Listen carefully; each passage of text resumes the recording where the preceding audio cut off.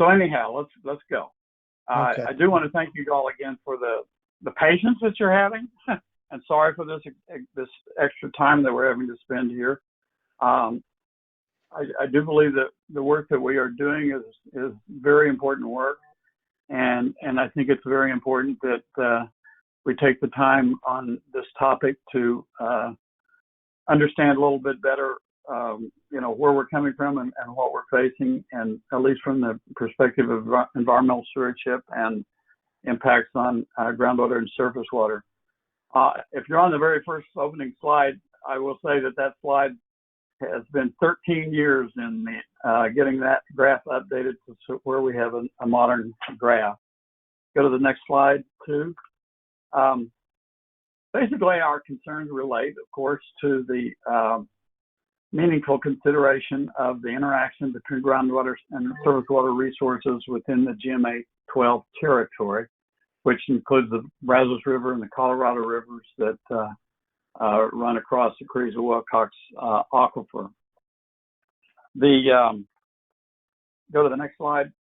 What we've learned in the last DFC review cycle was that the old GAN needed to be updated if we were going to have a model that we can rely upon to make important decisions that we need to make regarding groundwater surface water interactions. The good news is we've done that. And now really what we need is field studies. Next slide. So what we're looking at, this is what we really are requesting, and that is that we need to monitor the impacts of groundwater pumping on the Colorado River and its tributaries. We need to perform some hydrographic separations to get a closer look at the impacts of historic drought conditions and establish DFC components to protect the primary environmental flow conditions, that's subsistence, base dry, and base average in the river. Go to the next slide, please. To protect the tributaries, we need to initiate the development of desired future conditions for the Colorado alluvial aquifers. And so that we are better prepared to act on the information from monitoring and modeling, we need to establish criteria to evaluate the impacts and to determine when such impacts become unreasonable. Next slide. And tell me if you think we're off on the slides. This should be 2020 ES specific DFC requests. Because we will be showing in the rest of this presentation that the currently approved DFCs are less likely to cause unreasonable harm to surface waters than DFCs built around scenario S7. We're requesting that the districts adopt DFCs built around DFC Run 3, which is the current DFCs, with the addition of some surface water components. And on the slide then, item number 1 is to, at the Bastrop Gage, have subsistence flows met 100% of the time. Number 2 is to, during base dry and base average flow conditions, have those met during the spring in order to protect the state-threatened blue sucker. And number 3, for non-exempt pumping to be curtailed of subsistence or the base dry or base average fall below the standards as they've been expressed for 7 cumulative days in any month. And this should apply to the Carrizo, Calvert Bluff, Simsboro, and Hooper aquifers, since those are the major that are impacted by the Carrizo-Wilcox. And we also, next slide, we're also requesting that the process that developing DFCs for the Colorado alluvium aquifer be initiated so that the DFCs can be considered during the next planning cycle. So if you go to the next slide, this should be the first actual graph. Excuse me, this is the slide that's been with us for 2 rounds now of review. The red dots are those, and this is from the old GAN.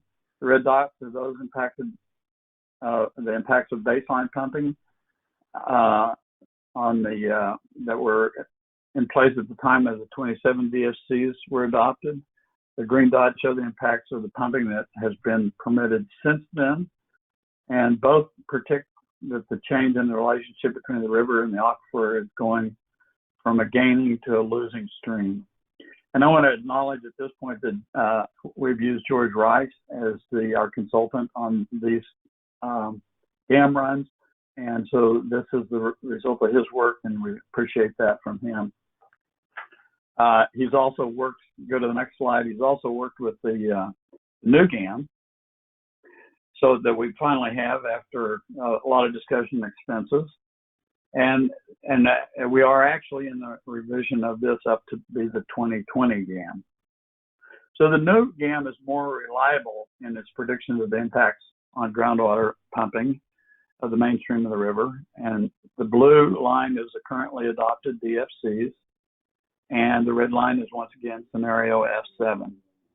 That the long period between about 1930 and 1995 is really the historical period with a great, much better calibration than in the past. And then around 1995 starts the period of development, and it goes through the 2070. And like as Alan mentioned, we pick up around 2000 or 2010 with that in our considerations. So comparing the two runs, we see that the greater the amount of groundwater being pumped, the greater the reduction in discharge from the aquifers to the river. And this is a good example, as Jim Totten has recently noted, where looking at two different model runs, this is a good measure of the difference between the runs. The currently adopted DFCs reduce discharge by about 14,000 acre-feet a year, while the S7 scenario reduces discharge about 24,000 acre-feet per year. And but the other key difference is that the current DFCs do not cause the relationship between the river and the aquifers to reverse, whereas the S7 scenario does cause that reversal to take place. So you can actually skip the next slide, and you can skip the next slide, which should put us on a summary slide, section 2 summary. So in summary, groundwater pumping impacts outflow of groundwater to the surface waters. And the greater the quantity of groundwater that's pumped, the greater the decrease in the outflows to the river. The quantity of pumping in the 2017 adopted DFCs is predicted to cause significant decreases in outflows to the river, an impact that may very much be unreasonable. GAM S7 run also predicts the outflows, but at a greater magnitude and even more likely to be unreasonable. So going to the next slide, I want to mention the impact on tributaries quickly here. Tributaries differ from the rivers in that there are no adopted environmental flow standards for tributaries, and they cannot be protected by releases of water from the highland lakes. So as you will see in the slides that follow, we need to come up with some kind of method to protect the tributaries.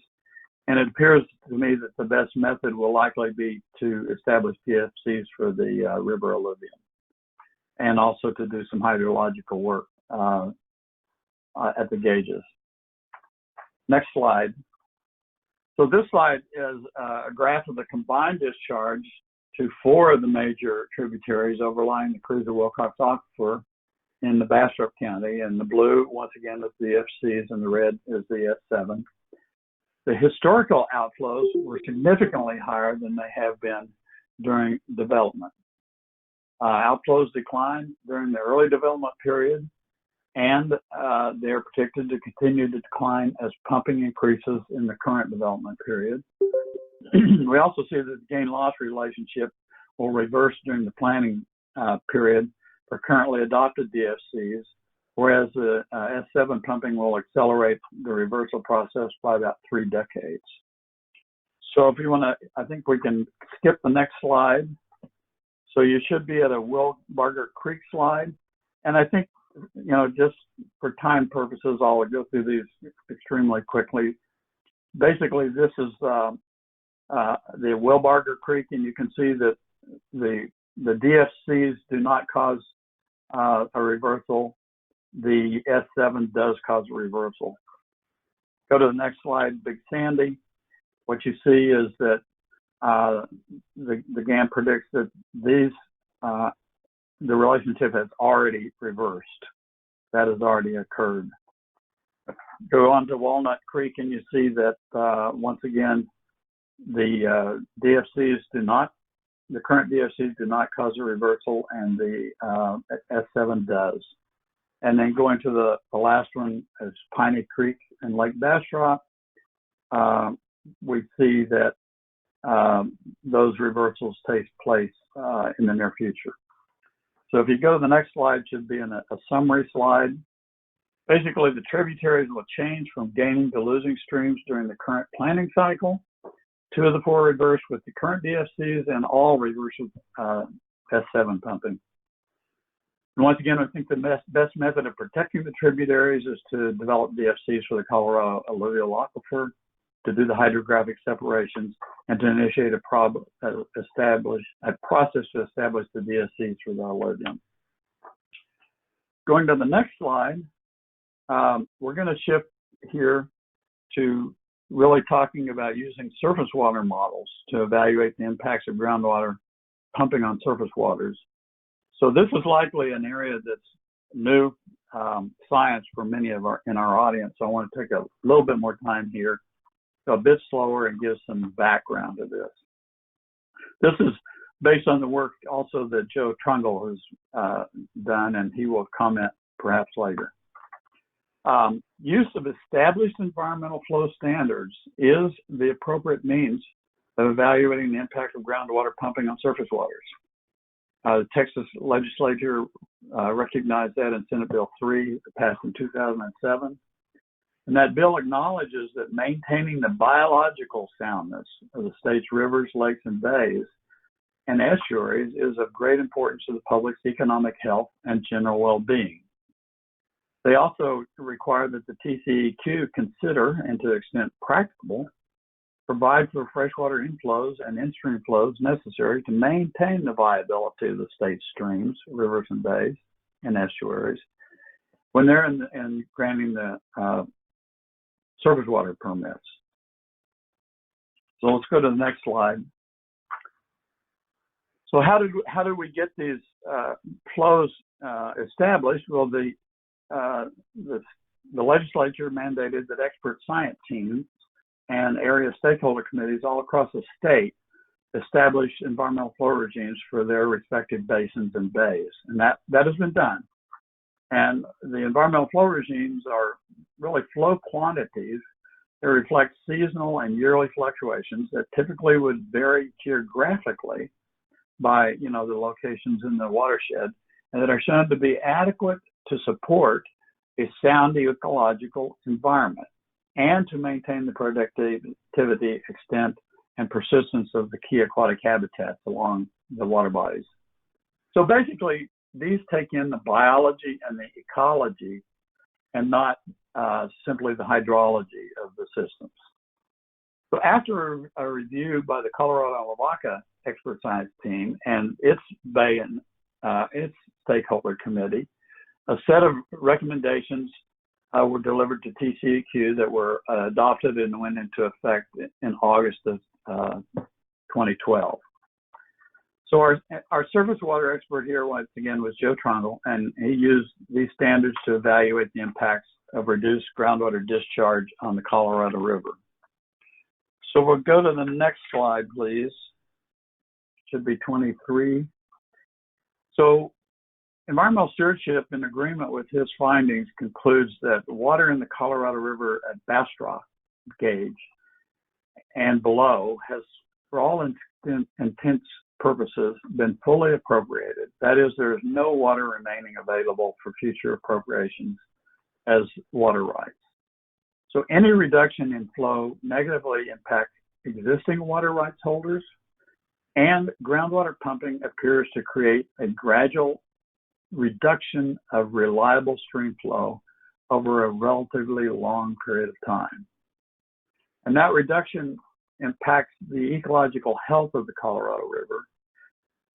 The in-stream flow standards were adopted to include subsistence, base, high flow pulses, and bank pull flows that are necessary to maintain that sound environment. Subsistence flows, it should be noted, should be considered hands-off flows with the goal that they be met 100% of the time. Let's go to the next slide, please, 24. So environmental flow standards are not being met at recommended frequencies, and additional groundwater pumping will likely result in further reductions in these attainment frequencies. And we're going to go over what that means here in a second. The attainment frequencies need to be met below Bastrop during the spring, when particularly for the blue sucker, and which is listed as a threatened species in Texas and is a good indicator species for overall ecological health. In 2010, the LCRA's water management plan for the Highland Lakes had flow requirements specifically to keep the blue sucker habitat at a good level. And however, the severe drought that we had in 2010 through 2012, the LCRA requested emergency suspensions and reductions, which interfered with those releases. So, and as I understand, and as Alan mentioned earlier, it looks like we're perhaps about ready to repeat that drought of 2011. So we can skip the next slide and skip the next slide, and you should be to a slide that is a table. So Appendix 5 to the report provides detailed information regarding the attainment frequencies for the lower Colorado River.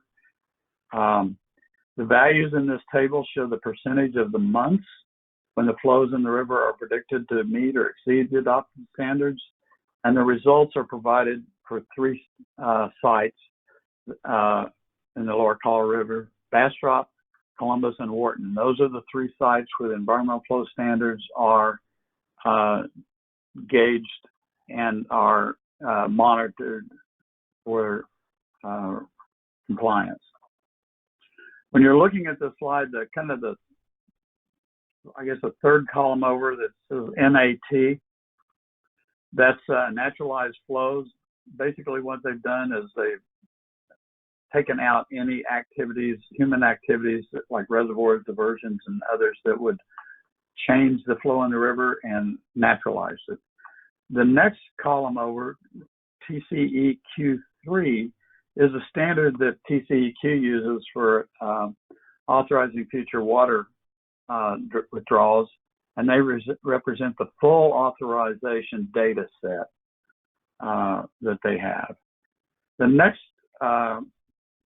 over is the DFC Run 3, which is our current adopted DFCs.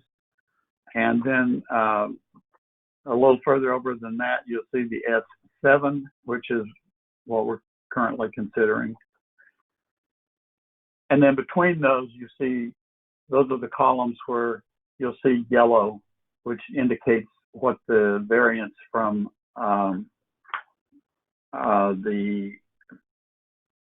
between the TCEQ run and our DFCs. And then the second is the variance between our DFCs and the S7 run. So in this table, you can see there's 1 month when the current DFCs are lower than the frequency attainment rate by 1.4%.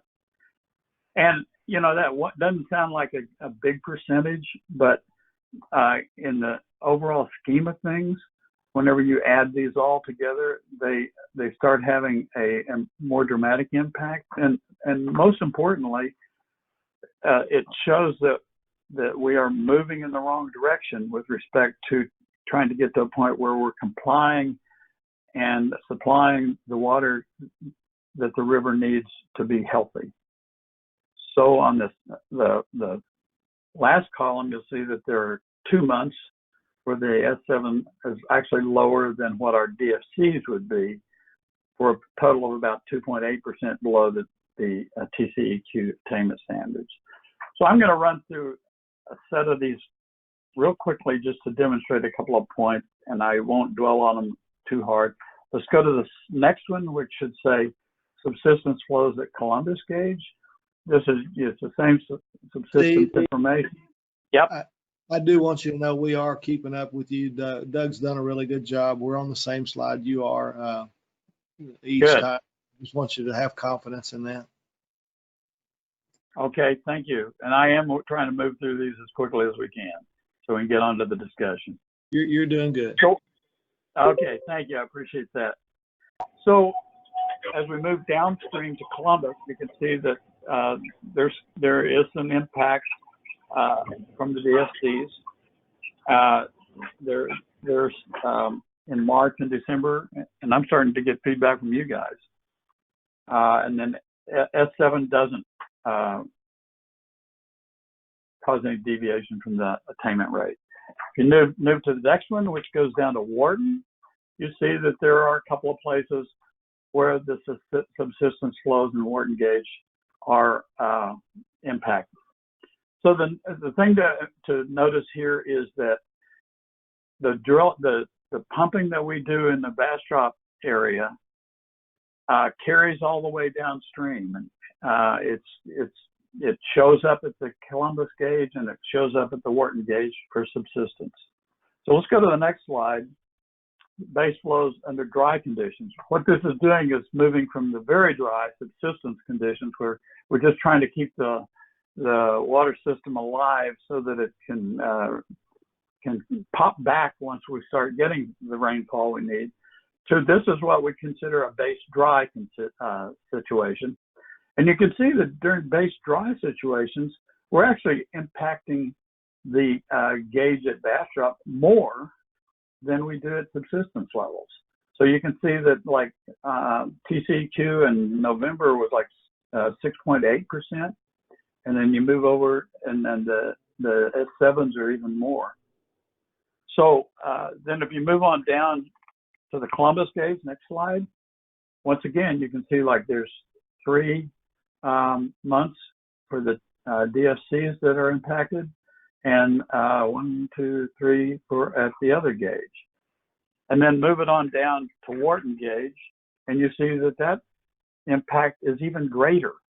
There's 6 months for the DFCs and 7 months for the S7 runs. So I just want to emphasize the impact of the groundwater pumping in the Bastrop Reach extends downriver to an even greater extent to both Columbus and Wharton gauges for the base dry conditions. So the next is what we call base average conditions. And the reason I'm pointing these base dry and base average out is that these are the conditions that are ones that are critical to the blue sucker. And once again, we see that we have these impacts at the Bastrop gauge. If you want to move to the base average for Columbus gauge, you can see that we're having even more impact downstream for the base Columbus. And you move to Wharton, which is the next slide, and the story is the same. So not only are we impacting, our local situation, but we go all the way down and even to the bay. So if we'll get to the slide 36, the bottom line here is that the standards set for environmental flows are not being met when all permits are considered in the TCEQ Run 3. And what we need to be mindful of here is that TCEQ water rights permitting process had been in effect a long time before environmental standards were adopted. And the purpose of the environmental flow standards is to establish targets for TCEQ and other agencies to work towards. And that's what we should be doing in this process in cooperation with the surface waters, is to be working towards making sure that we're moving in the right direction towards those targets. So if you move to the next slide, 37, the bottom line here is that DFC Run 3, our current DFCs, moves the needle in the wrong direction with respect to achieving the target set by TCEQ, causing an unsound environmental condition to be made even worse. And the S7 simulation further exacerbates that unsound environmental condition. And finally, as we have noted, the impacts of this groundwater pumping in the Bastrop Reach extends all the way down the river and into Matagorda Bay.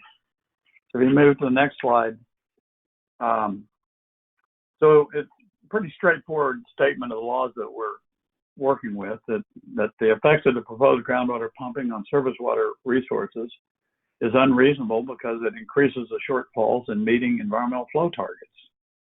And since the flow in the river are already often below levels needed to maintain the ecological health of the river, then any additional pumping that causes further in-stream flow reductions is unreasonable.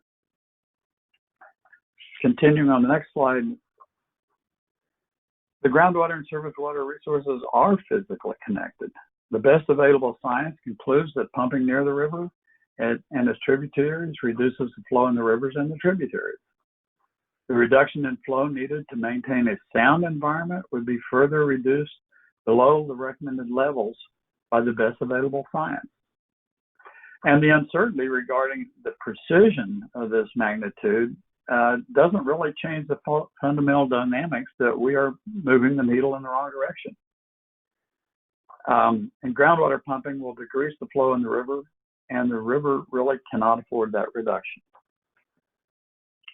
So let's move to the next slide, and we're going to talk a little bit about the need for field studies. So following the conclusions from the analysis that we've done, we feel that we need to inform the path forward by the following points. And really, this is the elephant in the room. The new 2018-2020 GAM is the best model we have to use, and that's the best to use. But field studies are needed to confirm the impacts of groundwater pumping on surface waters and to provide empirical data to update the GAM. Sufficient monitoring of the interaction between surface waters and groundwaters is needed to address conjunctive water management in the districts and water management plans and in the adoption of DFCs. And monitoring is required GMA-wide to have sufficient knowledge to mitigate and, if possible, prevent unreasonable impacts predicted by the model. To the next slide. So field studies to monitor surface water interaction are needed. Also, the methodology for conducting such studies have been developed and have been practiced in other portions of the Colorado River Basin and are described in the documents available to the district. Pilot studies, as we know, are currently underway that will help refine the methodology and identify suitable monitoring sites within the Outlay Bastrop segment of the basin. But we do need to find funding to enable this monitoring to proceed in a timely manner, because it does cost money. We recognize that. We can skip the next slide. That brings us to a slide that is the USGS Gage at Bastrop between the years 2011 and January 2014. And we hydrographic separation of the 3-year period represented in this figure, with irrigation releases and return flows accounted for, would likely reveal a good estimate of the actual groundwater outflows to the river from the Creezo-Wilcox Aquifer Group. During this period, bank storage for the river had likely been exhausted, and the river was relying on minimum flows passing through the Austin Gauge at Longhorn Dam, the city of Austin, Pflugerville, and Elgin return flows, and last but not least, groundwater base flows. Environmental Stewardship again requests that GMA-12 direct the consultants to prepare hydrographic separations, as we described before, on the Bastrop, Will-Barger, and Big Sandy gauges in the Colorado Basin. Moving to the next, we can skip the next slide. Let's move to the proposed DFC components for Bastrop Gage, slide 45. We're almost to the end. quickly repeating, we're looking for subsistence flows to be 100% all year at that gauge, to monitor, to look at base dry and base averages to protect the threatened blue sucker, and that non-exempt pumping within the Colorado River Basin be proportionally curtailed if subsistence or the base dry or base average flow drops by below the monthly standards for 7 cumulative days during any month. So moving to the next slide. So what we're proposing for the Colorado River alluvium is that, number one, we need to put some DFCs in place, but the components should be for both the Bastrop and Fayette counties. They should maintain the overall gaining status of the river. They should target to maintain the biological soundness of the river and its tributaries, to consider the major tributaries associated with the alluvium and the aquifers communicating with those tributaries, and be measured and monitored at appropriate surface water, groundwater sites associated with the gauges. Next slide. In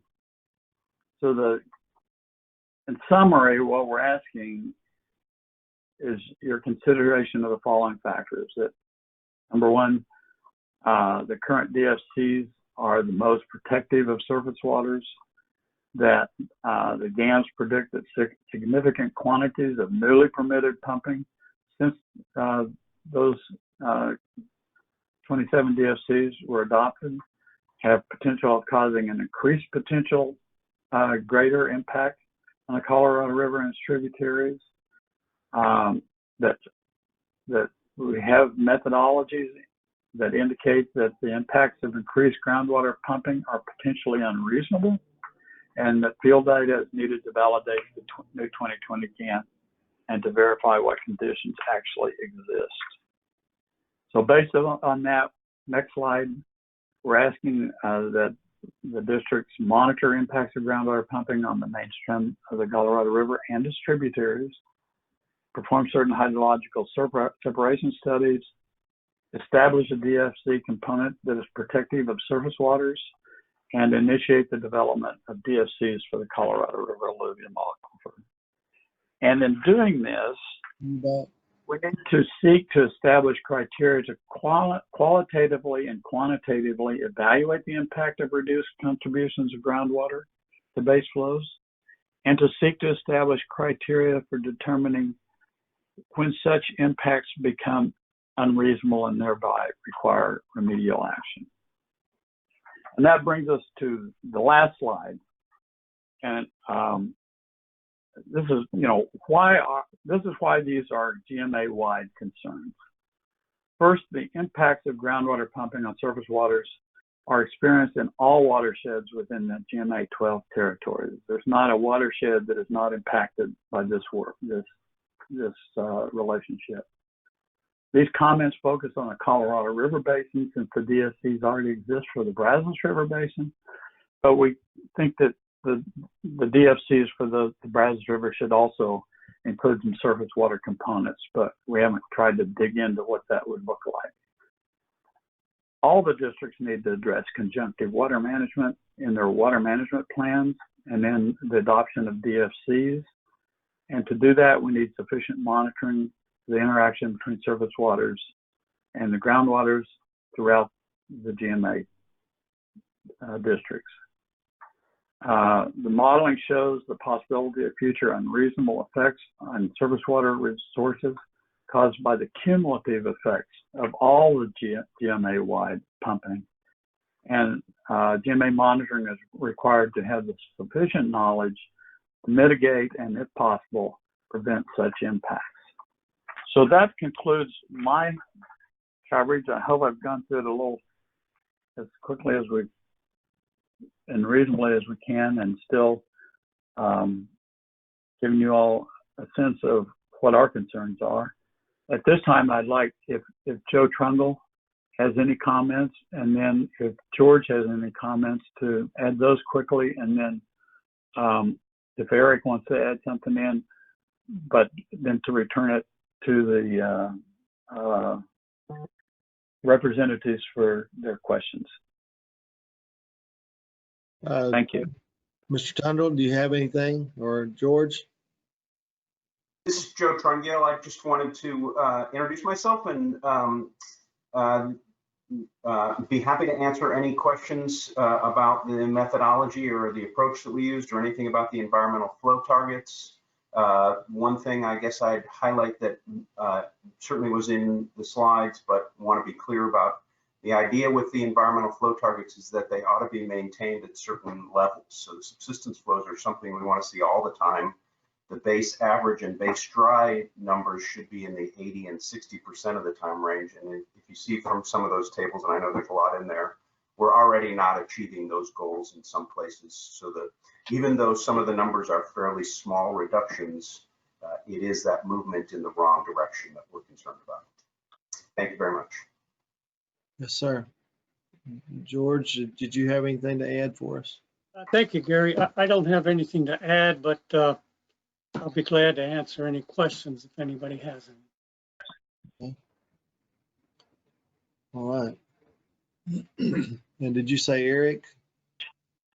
Yes, if Eric has anything.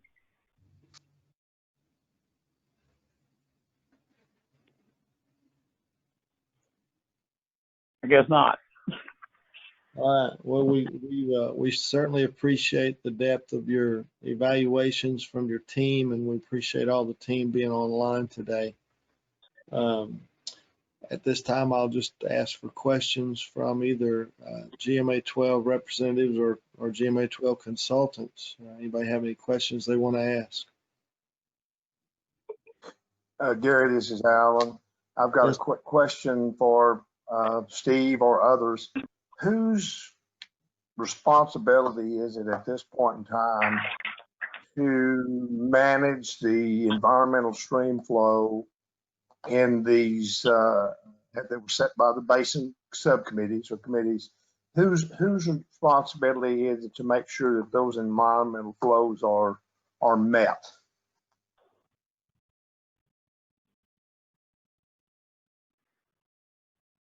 Well, I think, and Joe can probably answer this more specifically, but for the most part in our basin, these are managed in the LCRA water management plan for the Highland Lakes.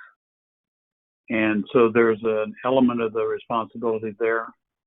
But as we noted during the last drought, they can request to be exempt from those or to be relieved of those responsibilities. Further of that, there is the Colorado and Lavaca Bay and Basin Area Stakeholder Committee that has kind of, I guess you might say somewhat of an oversight responsibility. They're the ones who were tasked with establishing these standards. But I think we need to look further than that in the sense that the legislature really set out these standards to help us achieve or at least move towards these targets. And at that level, it was more the TCEQ that has a responsibility. But it's certainly, if you go back and read the legislation, they request that others participate somewhat on a voluntary basis in making sure that we do what we can to meet these standards. And there's a lot of others working on that throughout the state. Joe, do you have anything to add to that? No, that sounds about right to me. So, it is complicated. The standards are really designed to be used by TCEQ in making decisions about granting new water rights. LCRA certainly uses them in their updates to their water management plan. So there are a lot of participants in this process. So I understand that. My question, I guess, is that if we have low environmental flow at any of the gauges along the Brazos River or along the Colorado River over this extended period of time, wouldn't it be a river authority that would be responsible to release enough water to meet the needs of the environmental flow? Is that right? Primarily, that is correct. You have to keep in mind, though, that for tributaries, releasing waters from someplace upstream there usually is no place to release water into the tributaries. So the tributaries are not protected by that type of action. And we still need to do a lot of studies on the tributaries to really understand the relationship with the groundwater, but the tributaries are very reliant upon groundwater flow, more so than the main stem, where you do have some releases. You've got return flows and those types of things that contribute to flow in the main stem. And I certainly agree with your statement. And I guess the last statement I would have, statement question, I would have to agree with some of the latter slides down close to the end where field studies would clearly bring some clarity to what you're needing. And of course, I think you put your finger on it that it takes money to do that. So I think maybe we're at the front end of this. I don't see any reasonable way at this point to move through it, but I mean, I'm gonna say points well taken on your slide on your presentation, Steve. I appreciate it. I think you're correct. We're definitely at the front end of this. One of our objectives is to make sure that we all are walking into this with our eyes wide open and with the understanding that, the most critical thing that we need right now is more field data, and we need some money to do that. And, as a side, I will say that I have heard that it's going to be hard in this legislative session to get any money for stuff like this. But I've heard that there is a building consensus that more studies of this nature with respect to groundwater surface water interaction is something that's on the minds of not only ourselves, but others. Hopefully we can, muster a little bit of something out of them. And certainly we need to see what we can do in our other channels as we have environmental stewardship, working through the Colorado Lavaca BBAS, was able to get, over the last several years, around $300,000 channeled from the funds that the legislature passes through Texas Water Development Board to get both the model improved as well as get this pilot study going that's going right now. So there are other sources, and we need to work on those, but we also need to let the legislature know that it's something that we all need. Steve, I guess I had a question. Do you feel like the current study that's ongoing with the Water Development Board, LCRA and Brazos River Authority, and also some of the districts in GMA 12 is going to be helpful to you? Oh, absolutely. And don't forget, some of the funding of that came from the from the BBASC also. My biggest concern there is that the site that they have right now doesn't have actual connection to an aquifer.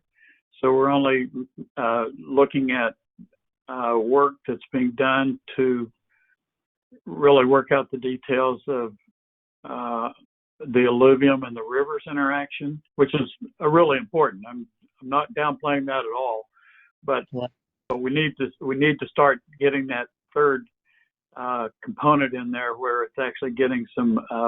We're looking at what the flow from the aquifers is to the either directly to the river or mostly through the alluvium aquifer. Sure. And you're wanting, if I understood you right early in the presentation, you were saying that you hope that we would consider these things during the next round of planning. Is that right?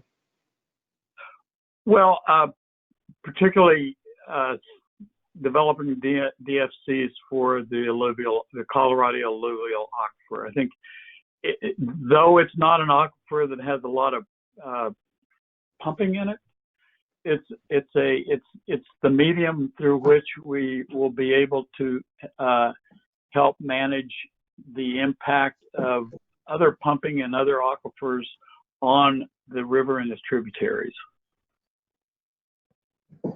Right. And that kind of going to go back to what Lost Pines will look at there. I guess they're the rest of us really aren't affected by the Colorado River alluvium like they are. That's their regulation, and so I'm thinking we'll be closely with them. And Gary, that raises a question that in my mind of, and this is more for the other members of the GMA. Do any of the other districts have a concept in their management plans for cross-formational regulation, where you regulate production in one formation based on apparent impacts in a different formation? Because Steve's idea of a DFC for the Colorado alluvium, the way we currently have our management plans formulated, we would only regulate essentially production in the Colorado alluvium to mitigate those impacts. So do any of y'all have a system of, well, we're seeing impacts in this formation, but we know it's caused by production in a different formation? And, mechanistically, how have y'all worked that out if you have? I would tell you that we have that in our section 16 of our rules, that if one management zone is causing impacts to another, then we can certainly do scientific studies and go in and make regulatory adjustments if that's what's proven and necessary. So that, that's similar to what you're talking about. But again, but it's still based on it triggers a study. You don't have hard written rules in about that cross-formational regulation. Actually, we do. Based on the studies, we can make adjustments. Okay. Now, I don't know how that would play out, in your particular situation over there. That's something you guys would need to do a little work on. That's just a little more complex with the alluvium. You know that. And anybody else in GMA 12, one of the representatives, anybody else have any questions? Either of the two Davids? Jim, did you have anything else? Not at this point. I've got a few things I'm still kind of pondering on, but I don't quite have the words for them yet, so I'll develop them later. Okay. I was just looking through my notes here. I think we've asked the questions that I had that kind of came up while I was going through last night, going through the document again, and then listening this morning. I echo Alan's question. If we're being asked to consider whether the surface water has been fully appropriated, and whether or not the river authority is the one that manages those in-stream flows, I guess my curiosity is, when do we get to hear some comments from the river authorities along these lines as well? I'm just kind of struggling with, this whole balance thing is difficult. Everything we do is about balance. What we save in one place, do we lose in another? And what does that do to property rights of the state? What does that do to property rights of individual landowners? And we're the guys in the middle where the rubber meets the road. So all of this is very important. And anyway, I would ask, do any of the GMA 12 consultants that are on the line right now have any questions about the presentation? This is Steve Young with Post Oak. I have no questions. Okay. Yeah, this is Andy. I need, yeah, like Jim, I'm gonna need to think about, you know, a lot of this is a lot of material in the in the submittal, and there's you know, a lot of things to think about, a lot of concepts that have been proposed. So you know, off the cuff, I don't have, I need to have some time to really formulate some thoughts and some questions. Okay. We'll be glad to come back. Well, I think we'll see some questions and some discussion again on this. Certainly, you know, I have a great interest in these things, but like you pointed out, Steve, we got a long way to go, and you know, not a lot of funding to help get there, and there's so many unanswered questions, and then, you know, sooner or later you get into the question of how accurate are some of the information that's been gathered, and can we prove it or disprove it with those field studies. And so that's what I'm anxious to kind of see participation in, is those field studies. That's where we'll find out. I think ultimately getting our focus on the field studies is a key aspect of being able to move forward with informed judgment. Yes. Okay. All right. Anyone else? Thank you all. I want to thank you all for the opportunity to do that, to have this presentation. I'm sorry, technical stuff gets in the way sometimes, but I appreciate it, and I appreciate that you're going to be giving some thought to this, and look forward to continuing our discussions on these topics. Thank you, Steve, and I'm just glad we were able to work it out to where you could, you know, walk through your presentation and answer questions. And well, I'm going to come back online and okay. Quiet. Steve, before you go, I have one more question. Sure. How is this being handled at the GMAs further downstream along the Colorado? What kind of discussions are they having with regard to these sort of, because I know a lot of the rice farmers are moving more towards groundwater irrigation, and so that's got to be having impacts as well. Are other GMAs having similar discussions?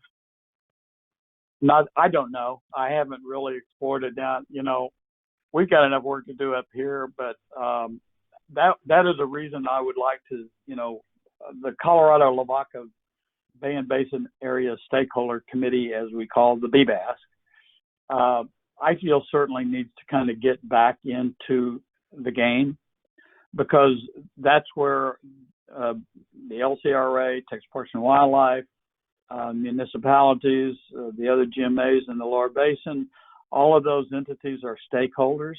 And I think that's where this discussion for a part of it needs to go. But certainly we have our own responsibilities up here that we need to face head on here. Okay. All right. Last call for questions from GMA 12 to Steve Box and his group.